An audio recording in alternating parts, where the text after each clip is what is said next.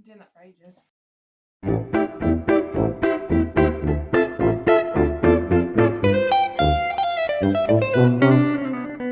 Hello and welcome to Articulate Warbling and the first ever segment of Laura's Reflections.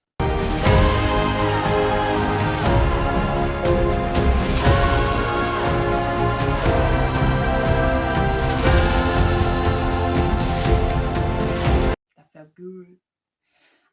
So I am going to talk a little bit about Liane Moriarty's 9 Perfect Strangers, the book, and then I'm going to go on a little bit more about the TV series that is a Hulu original but currently on Channel 4 in the UK. W for weird. Accept me for what I am. Nothing! And yeah, I'm going to give like a halfway point discussion, and then when it's finished, when I get through the last 4 episodes, It never ends that way too. then I'll give you a full debrief of the series. Zach is behind the camera, half naked, drinking his tango without his vape, which is a little bit disconcerting, and he's going to ask me some interview style questions pertaining to Liane Moriarty's 9 Perfect Strangers. Let's begin with, what is the plot?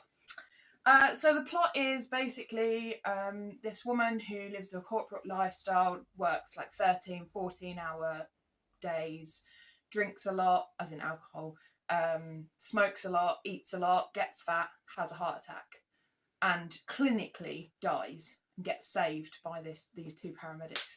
And she goes to this wellness retreat because she has this quadruple bypass, and she's like, I'm going to go to a wellness retreat, I'm going to turn my life around, I'm too young to die, I can't have this again. And then she's like, hang on a minute, I can make money out of this. I can come out of the corporate world, I can stop killing myself and create my own retreat. And then there are 9 people that she invites to this retreat. There are lots of people prior to them, but the plot is that effectively they're going to try out this new protocol. They're not aware of the new protocol, but obviously Masha, the lady who runs the retreat, she's aware of this new protocol. Her PA from her corporate life works as a member of staff, as does the paramedic who saved her life. So you've got that kind of backstory into current story. And then the 9 strangers, the perfect strangers, 3 of them are a family, so mum, dad and daughter. Their son/brother committed suicide, so they're there for the anniversary of his death because they can't cope. Then there's this writer who has just got a really bad review, has an ongoing cold that she's had for weeks and she can't get rid of, and she's got a paper cut. It's very important that she has a paper cut. It was such a big thing in the book. She's like, I've had this paper cut for so long. For so long. And it's really pathetic. But that's why I mentioned it. It's yeah. So she's like a failing romance novelist, because romance is definitely dead in this world. So yeah, there's her. Then there's an old football guy. He, Australian football, so more rugby like for us.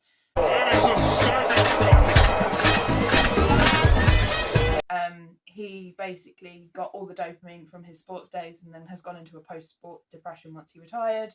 That's 1, 2, 3, 4, 5.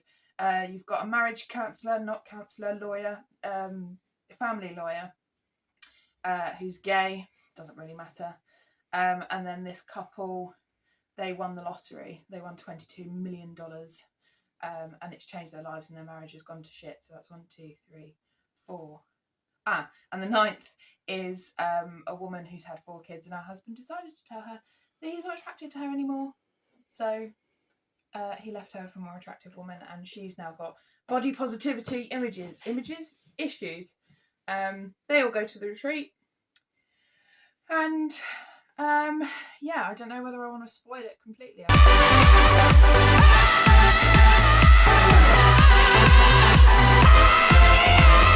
Kind of have to, right? Because it has to be spoiler territory, because you're going into with the series. And so the 9 of them go in, they don't know each other beforehand, they all come from different places.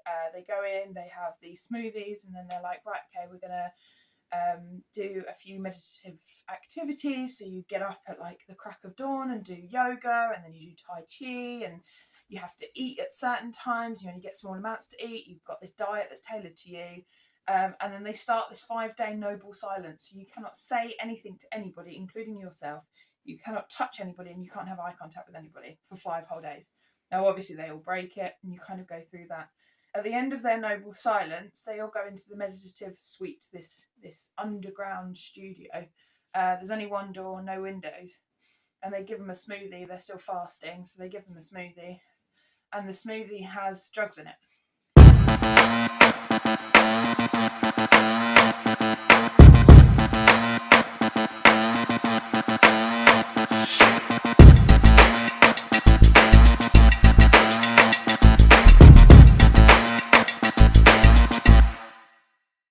And the mother of the family of 3, she goes, "Have you been drugging us?" As they're all going into this trip, like this big trip. Turns out they've been microdosing them the whole time with some really small amounts of LSD, but this time they've given them the full amount of either magic mushrooms, Molly, or MDMA, LSD. Yeah, so basically there's this whole sort of acid trip going on. And they all have revelations, and they're kind of reborn, and then they wake up to find that they've been locked in this studio. They have no idea what time it is. And they get locked in there for some time. And then the retreat woman, Masha, she turns around and she comes up on this big CCTV screen, this TV, and she says, "We're going to play a game called Death Row. And I will allocate you each a person. All 9 of you will be represented by one of the other 9, and you have to tell me why you shouldn't die." And then when it doesn't go to plan, and they're not behaving in the way she wants them to,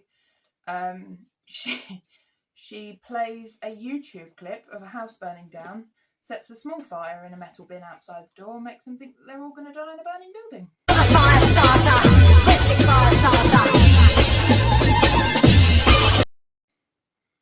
They obviously get out, and they tell the police, and she goes to prison.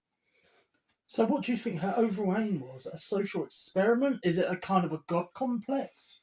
Yeah, I think the thing is she wanted wellness, genuinely wanted wellness, and the new protocol was that drugs in really small quantities can create a huge amount of difference in psychotic episodes, bipolar, other depression, anxiety, all of that kind of thing. So she was trying to help people, but she did it without consent, and then became really narcissistic and evil.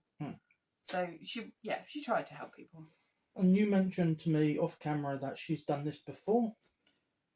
She's drugged people before, but not to the same extent. No. And is there any conclusive finality with her? Is it she's arrested, that's it, end of story? No, so she's arrested, and then she gets released after after about 5 years, so not a huge amount of time, I suppose, because nobody dies. Is this covered in that epilogue or chapters? No, it's chapters, but the last 4 or 5 chapters are chunks of like 1 week later, 2 weeks later, 3 weeks, 4 weeks, 5 weeks, and then 5 years later. Because it could have easily have been a cliffhanger. Yeah, could have done. Yeah. And then she comes, so her return 5 years later, she's on the TV, and she's talking about this book that she's written about what drug microdosing and drug dosing can do to people for their journey, and that she still does it, but quietly, but she doesn't do it because she had to deny it because she was on TV. It was all a bit like, so I mean, still shady. She still hasn't learned, but she's basically with her. She's resolved. She's like, it worked in a way, did it not? Yeah, exactly. Because they all had revelations. They were all sort of reborn. She's a female Jigsaw, except less brutality and violence. Yeah, exactly. That's cool. What is the strongest part of the book as a whole for you, whether narrative or style or character or all three? I think their experiences when they were literally tripping, and everything, all the characters were saying like, I'm in the trip. So we very much were like, we knew that they were currently tripping, and it was both entertaining and kind of almost spiritually freeing to hear, because you know the characters because you're reading the book. So you're inside their heads, and each chapter shows you each different person.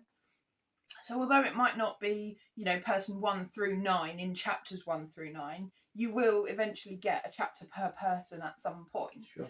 And I think during that time, you get to know them, but you still don't know what their secrets are. Not really. You're starting to pick things up, but it's not until they have that full drug trip do you realise what's actually going on. And I think that revelation is, and you kind of almost exhale for them, because you're like pent up with all this, like, I don't even know what my secret is, and you're pent up with it all for 9 people, and then eventually you're like, oh, thank God it's all out.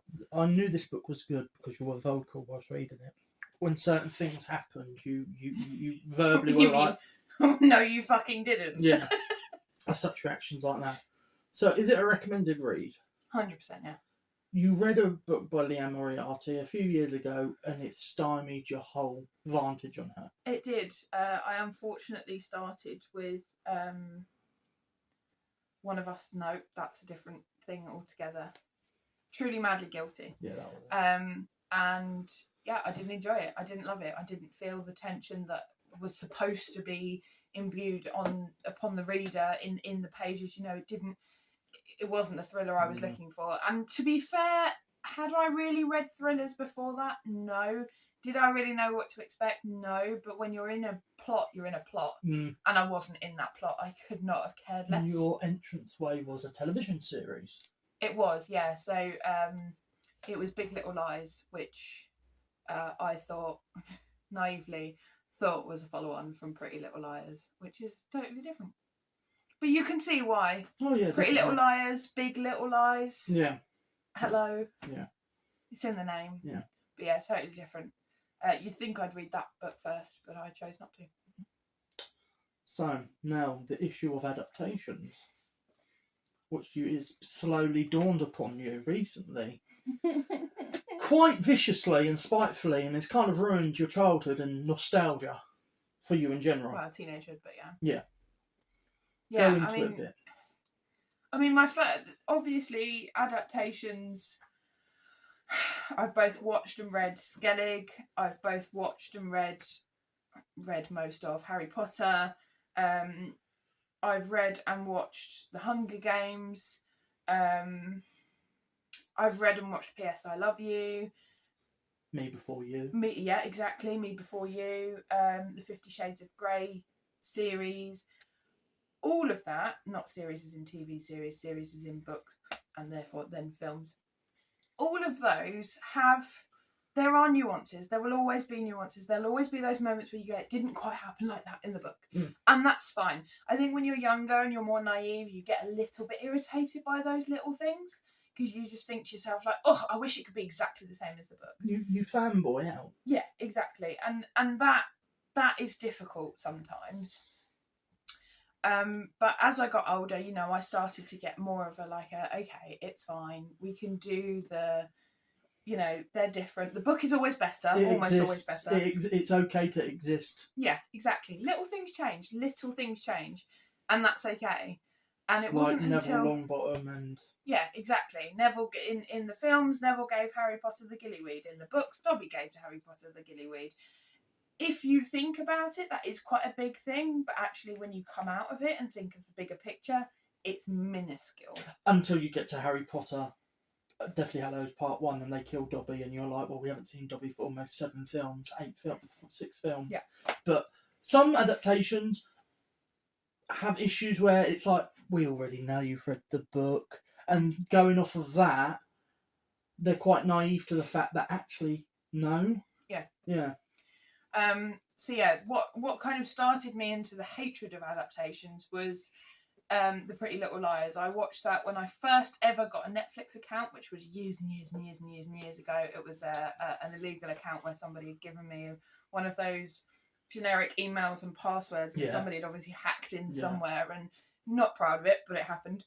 And I watched it back to back. I loved Pretty Little Lies. I thought it was the best thing since sliced bread. I was in my mid to late teens, so Don't be so fucking dramatic, Laura. I was at the right age for it. And then obviously as I got older, I actually finally caught on that it was a book series and it was an adaptation. The books were bought for me and I started reading them, and I've read 8 of 16. And after reading the first 8, I felt safe enough to watch probably the first 3 or 4 seasons of Pretty Little Liars, which I've started doing. I mean, first of all, you go back and you think, oh my God, how did I like this? The acting is horrific. Is it GCSE levels? 100% GCSE level drama. Really, really bad. As the seasons go on, it gets better. But I can imagine if you watched it with me, you'd be snickering the whole way through. Like, what are you doing? I can't believe you like this. Well, first of all, I was obsessed with Arrow, which is an adaptation of the Green Arrow. Yeah. Terrible acting, terrible production. I stuck with it for almost like the full 8 seasons, so I can't judge. I'll remind you of that when you're snickering, because it's on in the background. Just go Arrow and you'll shut me up. Yeah. So yeah, realised that the acting was really bad, but then realised that the plot isn't just slightly different, it's completely different. So Overhauled. Pretty Little Liars is literally based on 4 girls. The 5th girl in the friendship group went missing. She turns up dead. And there's this person that's actually that's sort of taunting these 4 girls. And that person is named A, which may or may not be Alison, which is the girl who's died. So this is the whole kind of going into, is it a ghost? Is it, Anyway, basically stalker territory. Yeah.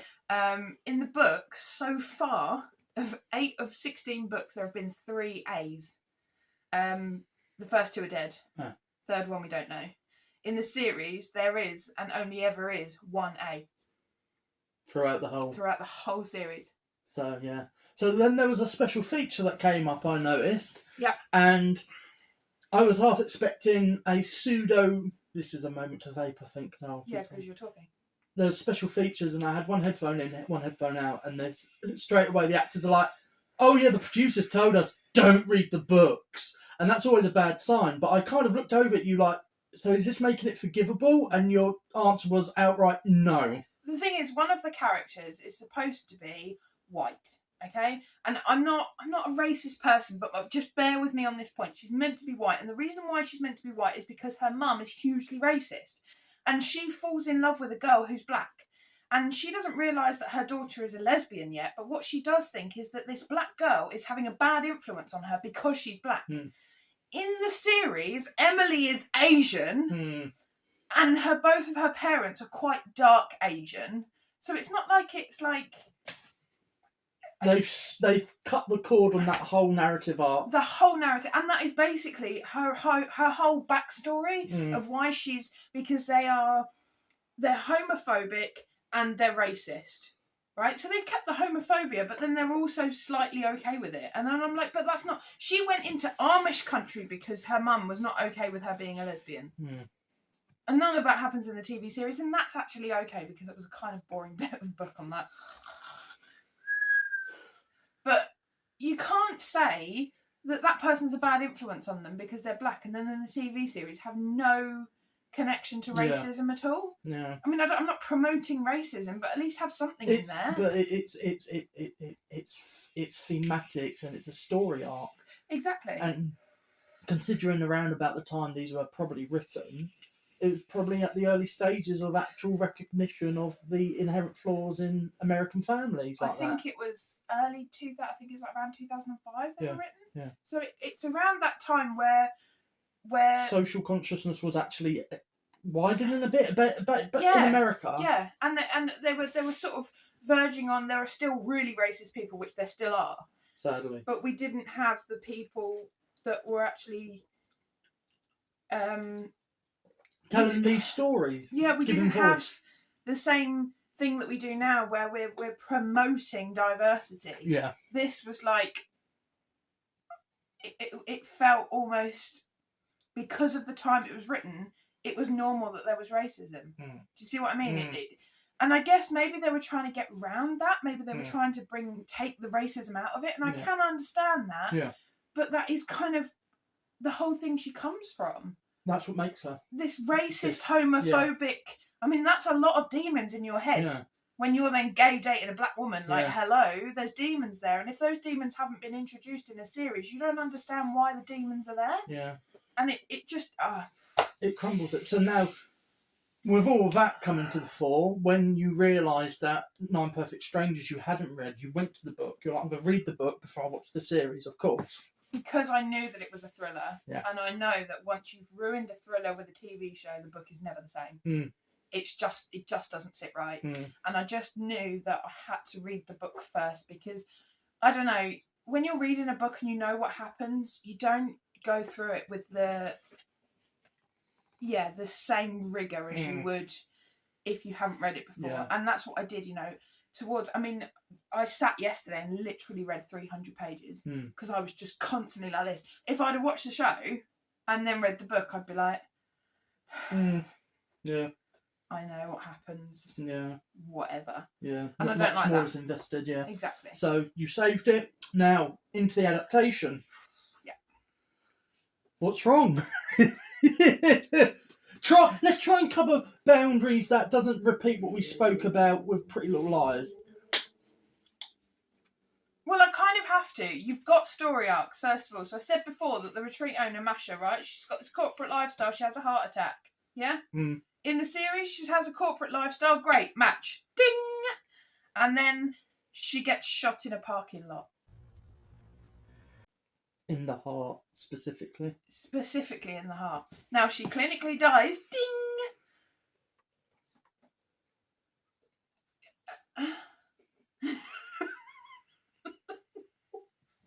What? Mm. Why would being shot make you feel you need to change your life? Yeah, it should be the other person. Exactly. If you have a heart attack because It you've wasn't directly linked to overindulged, it, yeah. then there's a link to why Yeah. you would want to improve yourself. And she went through this, and this is what didn't make sense, because I'm like, oh yeah, here it comes, because the book started with her story, and the TV show waited probably until about half of the way into the first episode, so I'm like, waiting for it, like, come on, excited. And it's like, so she goes into it, and she's like, I had a corporate lifestyle, and I used to drink all the time, and I overindulged, and I smoked all the time, and I'm like, yeah, waiting for the heart attack, bang! Are you serious? Ugh. And I felt like I'd been shot. Yeah. The other really annoying thing is Liane Moriarty is Australian. Oh, it's beautiful. Oh, look at them jumping. Welcome to Australia. That's not annoying. Is she? She sets everything in Australia. All of her characters are always Australian so far. Everything is Australian. And then the TV series is American with Australian actresses doing American accents. Oh. One of which actually slipped in the 4th episode on 4 occasions, where her American accent ended up going into the Australian twang halfway through. Why would you do something Australian, meant with Australian characters, by employing Australian actors or actresses to do American accents? Yeah, I have a lot of questions. Number one, how dare you? I'm shaking my head, yeah. It's... Well, Was why? this filmed in Australia? I don't know. I haven't looked, to be fair. If it isn't, it'll make sense. What they've done is, we're going to get roles for Australian actors, but they're going to do American accents. Yeah. If it was made in Australia and they had Australian actors, no point. No. I know actors are there to act and play other characters, but if the source material is an Australian-based one, and considering the person, the production company head lady, who has got licenses for half of Liam Moriarty's output is... Nicole Kidman. Yeah. Is who is also Australian. It's... do you really not like your hometown that much? It Your just doesn't make hometown. sense at all. It really just doesn't make sense. Oh, guess what? They filmed it in Australia. There's no point in them being... The American actors doing American accents, sure, fine, you've changed it a bit.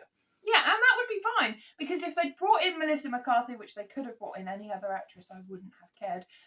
Melissa McCarthy's character could have been American for all you know. That's fine.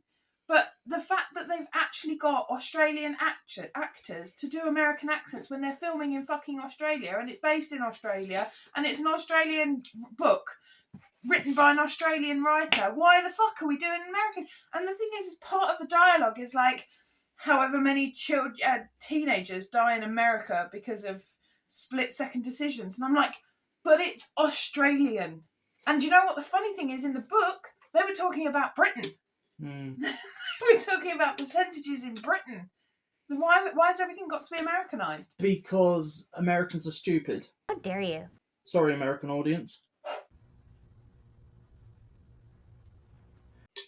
They don't understand the accent. Stupid American! Oh, no. I don't know. All American look alike. I really, really want that. That looks good. Hey, let me try. I'll use my credit card. Do you have any non-dairy creamer? They made a movie called Australia. Nicole Kidman was in that. Did she play an Australian character? No, she played a British character. Oh, for the love of Christ. No, the story was about a woman coming from the UK, but the point still stands. The only person who was permitted an Australian accent was Hugh Jackman. In a movie based in Australia. Everyone else was British or American or was a tourist. It doesn't make sense. But it does. Because the mainstream will go, I don't get it. I gotta admit, half the time when I'm watching American movies, I feel stupid because I don't understand what they're saying. And I also feel like that with certain British hoodlum films. I'm like, I don't understand. Yeah, bro. Yeah, you're not here, yeah. Dude, that is not cool. You're gonna get us into trouble again. No, that's foreign, but you know. Very Italian. So, how many episodes are you in? 4. 4. How many left? 4. Oh dear. No, God! No, God, please, no! No! No! No! I struggled to get to 4. Are you going to smash it? I've got to try, but they're coming out weekly now, so I'm going to just have to wait, I think, because I'll until you can kill binge it. myself if I have to do Yeah. one. But the thing is, not to mention the fact it's Channel 4, so you've got adverts every 5 seconds. Yeah. And because it was a Hulu original, there's not supposed to be adverts. So they do that really annoying thing when they cut into films, where somebody will be in a mid-sentence and then they cut to adverts, and you're like, what? Why would you do that? Hulu.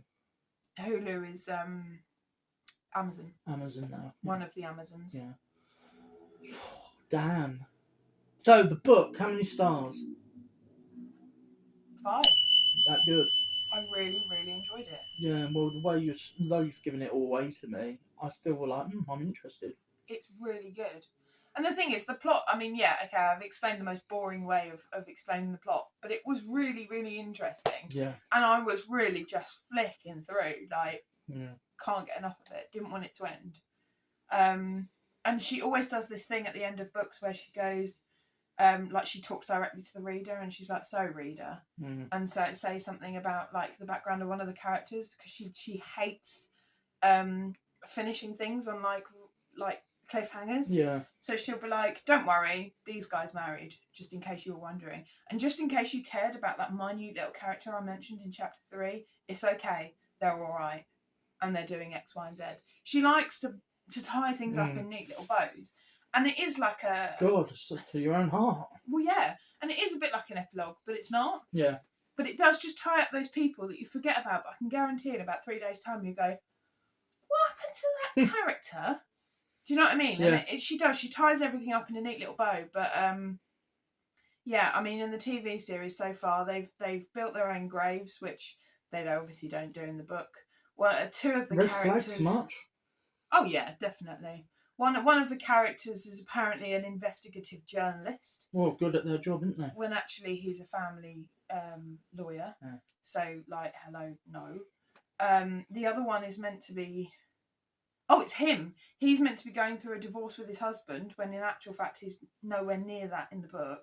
And it's like, why have you tried to add extra things to this character that make him extra interesting, but actually make him super boring? It just doesn't make sense. Not to mention the fact that they weren't aware of the drugs in the book and they were locked up as soon as they found out that there were drugs. Let's make poop soup. In the TV series, they've been told that there are drugs, and they have, on their own terms, decided to consent to it, get really excited about the next drug trip they're going to do, and are continuing to live on the site. Is anyone in it capture any of the characters well? Yeah, I would say Frances, who's the kind of, I would say one of the main character, like the biggest main character. She's the kind of failing author. And Melissa McCarthy does capture her well, but, you know, and I think with her, the only thing I can say is, in the book, I imagined her to look different to what Melissa McCarthy is, which that's a normal thing to feel. Yeah. Rather than, oh, you're a drug addict. You weren't a drug addict in the book. Why is he a drug addict? Why is he a drug addict? Do you know what I mean? Yeah. That's like stupid. Whereas with that character, it's like, oh, I hadn't imagined you looked like Melissa McCarthy, but I can kind of see it now, sort of. Is she good in this serious role? Yeah, I mean, I don't... She's actually meant to be really good when serious, and obviously by experience, she's very bad when she's meant to be funny.